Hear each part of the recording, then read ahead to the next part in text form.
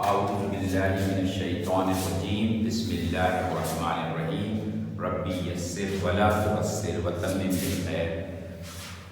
Dear students, अस्सलाम वालेकुम। Last video के अंदर आपने डायरेक्ट वेरिएशन और इन्वर्स वेरिएशन से मुताल्लिक़ सवालात किए थे बाय प्रोपोर्शन मेथड से। आज हम उसी किस्म के कुछ सवालात हैं, लेकिन वो हम किस मेथड से करेंगे? यूनिटरी मेथड से करेंगे।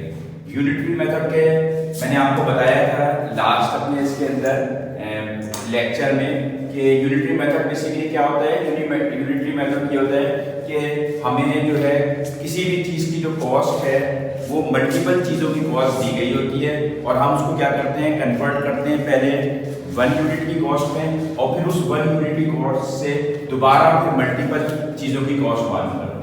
इसकी अब एग्जाम्पल्स करते हैं तो इंशाल्लाह ताला आपको मज़ीद क्लियर हो जाएगा कि यूनिटरी मेथड क्या होता है।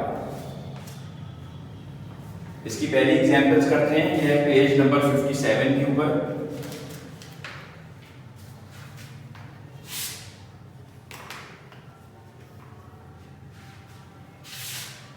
Example 1,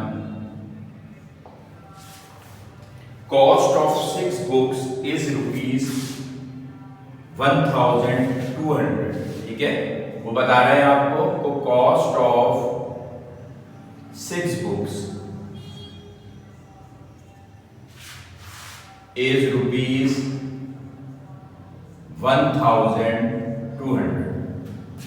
What will be the cost of 4 books? What will be the cost of 4 books?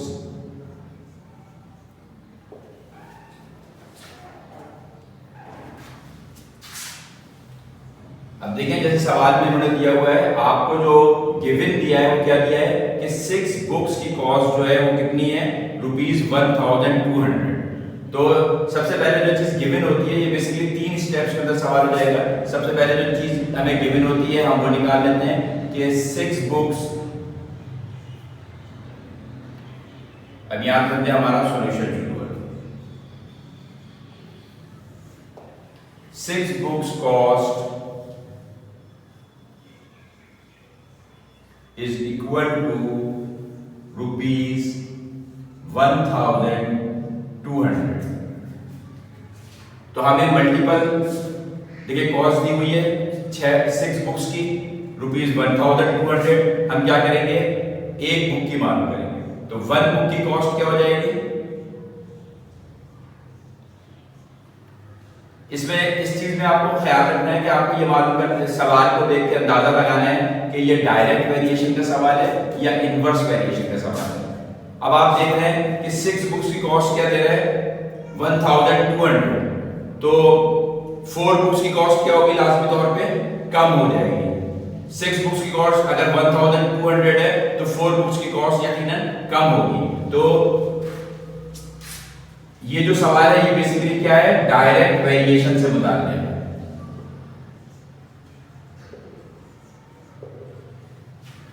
यानी एक चीज के बढ़ने से दूसरी चीज भी बढ़ती है। 4 बुक की कॉस्ट कम होगी, 6 बुक्स की जो कॉस्ट है वो ज्यादा होगी। तो बिल्कुल इसी तरह से, क्योंकि ये डायरेक्ट वेरिएशन का सवाल बनता है, तो जब हमने देखा कि 6 बुक्स की कॉस्ट ₹1200 है और 1 बुक की कॉस्ट क्या हो जाएगी? लाजमी तौर पे क्या होगी? कम होगी।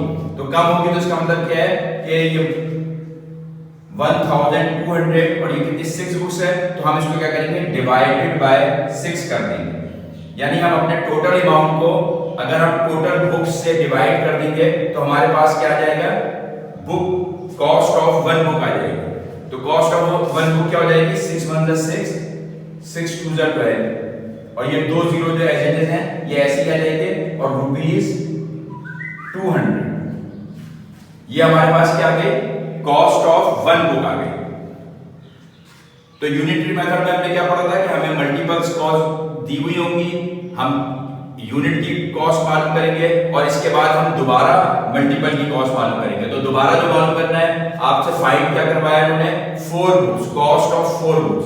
तो अब आप क्या लिखेंगे यहाँ पे? 4 बुक कॉस्ट इज,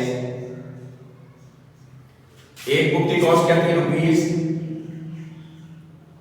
200, तो 4 बुक्स की क्या होगी, आप इसको मल्टीप्लाई कर देंगे तो जवाब आ जाएगा आपके पास ₹800। तो ये आपका आंसर होगा। तो बेसिकली आपने देखा कि बिल्कुल सेम यही सवाल हमने अपनी लास्ट वीडियो के अंदर प्रोपोर्शनल मेथड से किया था, और अब हमने उसी तरह का सवाल जो था उसको यूनिटरी मेथड से भी कर दिया। तो बेसिकली कोई भी हमारे पास वेरिएशन के सवाल हो, डायरेक्ट वेरिएशन के या इनवर्स वेरिएशन के, इनको करने के दो तरीके होते हैं, प्रोपोर्शनल मेथड होता है और यूनिटरी मेथड होता है। तो आप ये दोनों सवालात, आप ये सवालात जो है दोनों में से किसी भी एक मेथड से कर सकते हैं। आपको दोनों मेथड आने चाहिए। तो पिछली दफा हमने प्रोपोर्शनल मेथड सीख लिया था, आज हमने यूनिटरी मेथड से सवाल कर लिया।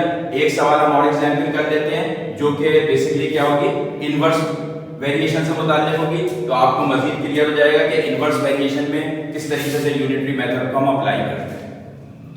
ये सवाल आप लोगों को सबको समझ में आ गया अच्छे से, देख लीजिए, बहुत आसान सवाल है।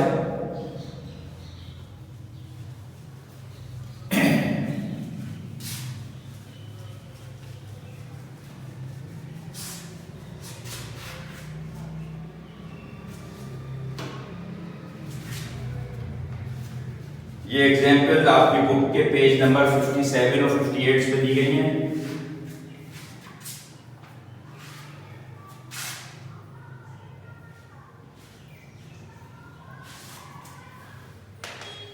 पेज नंबर 58 के ऊपर है एग्जाम्पल्स ऑन इनवर्स वेरिएशन। अभी आपने डायरेक्ट किया था, अब हम करेंगे examples on inverse variation.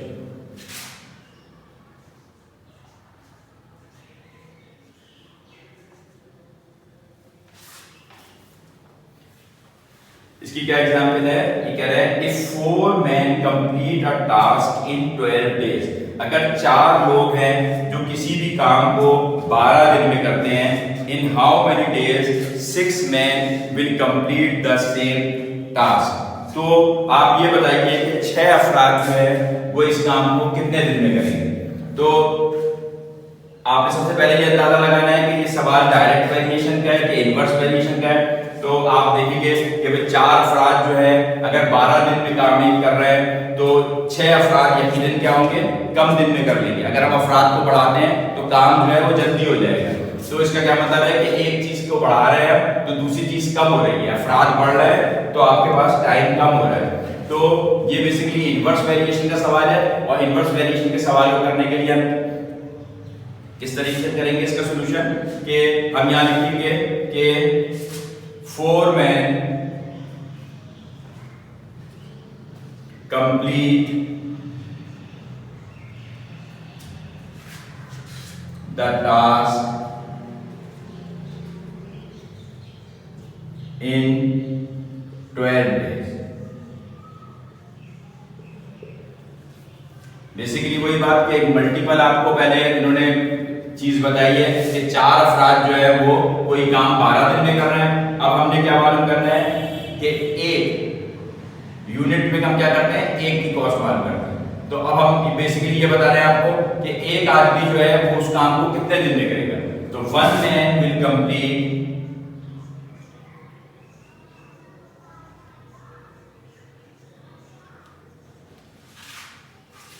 the task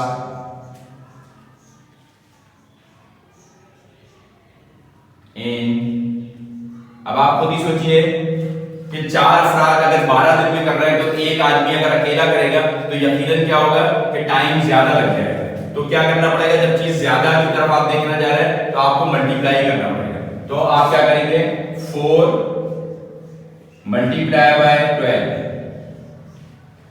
तो इजिकल टू क्या आ गया आपके पास 48 डेज। यानी अगर एक आदमी वही काम करेगा जो कि 4 अफराद 12 दिन में कर रहे थे, तो एक आदमी को करने के लिए कितना टाइम चाहिए होगा, 4 मल्टीप्लाई बाय 12 तो 48 डेज होगा। अब बिल्कुल इसी तरह से इन्होंने आपसे पूछा है कि 6 men जो है कम करेंगे। तो आप लिखेंगे यहाँ पे 6 men will complete the task in, अब एक आदमी का बदल गया तो आपको 6 अफराद का मालूम करना है, 6 मैच का, तो ये हो जाएगा 48 डिवाइडेड बाय 6। इसको आप ऐसे भी लिख सकते हैं 48 डिवाइडेड बाय 6, इस तरह से लिखने से आप। तो 6 अफराद कितने दिन में करेंगे? जो एक फर्द कर रहा था उसको डिवाइड कर देंगे 6 से, तो आपके पास आ जाएगा कि 6 मैन कितने। तो इसको आप सॉल्व कर लें, 6 1 जा 6 और 6 का टेबल पढ़ें, 6 8 जा 48, तो क्या जवाब आया आपके पास? 8 डेज।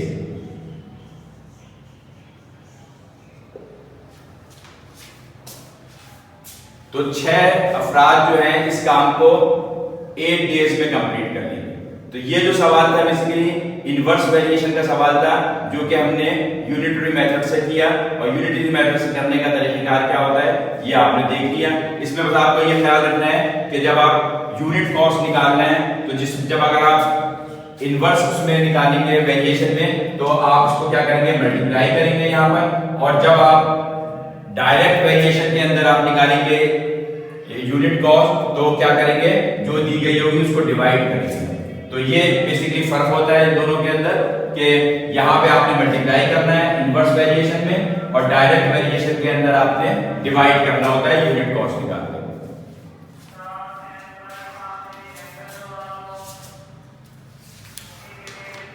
अब इससे रिलेटेड जो सवाल आपकी एक्सरसाइज में दिए गए हैं 6.4 हमने अपने लास्ट लेक्चर में उसके अच्छे खासे सवाल कर लिए थे, प्रोपोर्शनल मेथड से जो सवाल दिए गए थे।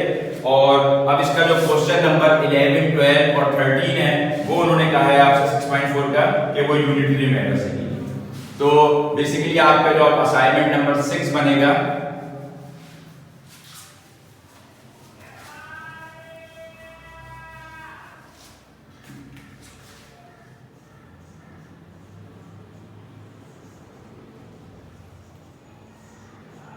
असाइनमेंट नंबर 6 क्या होगा कि आपने एक्सरसाइज नंबर 6.4 के जो बकिया सवाल रह गए थे, क्वेश्चन नंबर 11,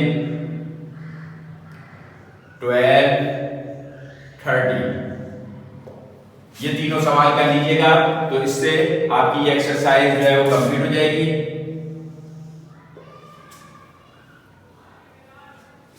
इसमें एक छोटा सा टॉपिक अभी रह गया है, जो कि बेसिकली मैंने आपको बताया था, वो था वर्क डिस्टेंस और टाइम के हवाले से। वो इंशाल्लाह ताला हम अपनी नेक्स्ट वीडियो में कवर कर लेंगे, और इस तरह से ये पूरी एक्सरसाइज कंप्लीट हो जाएगी। इसमें 2 सवाल जो है वो बेसिकली उससे रिलेटेड है, तो उनको भी हम इंशाल्लाह ताला देख लेंगे। इस वक्त आप अपना असाइनमेंट नंबर 6 नोट कर लीजिए। एक्सरसाइज नंबर 6.4 के क्वेश्चन नंबर 11, 12 और 13 आपको करेगा। और इस हवाले से कोई भी आपको कोई प्रॉब्लम हो, इससे पहले देखिए प्रोपोर्शनल मेथड से किए थे, ये यूनिटरी मेथड से है, और दोनों जो आपके होते हैं डायरेक्ट और इनवर्स वेरिएशन, ये दोनों तरीकों से हो सकते हैं। फिलहाल आपको क्योंकि सीखना है तो इसलिए आपको यूनिटरी मेथड भी आना चाहिए और प्रोपोर्शनल मेथड भी आना चाहिए। तो सवाल आपको दोनों तरीकों से कीजिए। वैसे एग्जाम में आपके पास चॉइस होगी, अगर कुछ नहीं लिखा हुआ है तो आपकी मर्जी है, चाहे आप यूनिटरी मेथड से करें चाहे प्रोपोर्शनल मेथड से। ठीक है स्टूडेंट्स, उम्मीद है आपको सब समझ में आ गया होगा। जज़ाकल्लाह।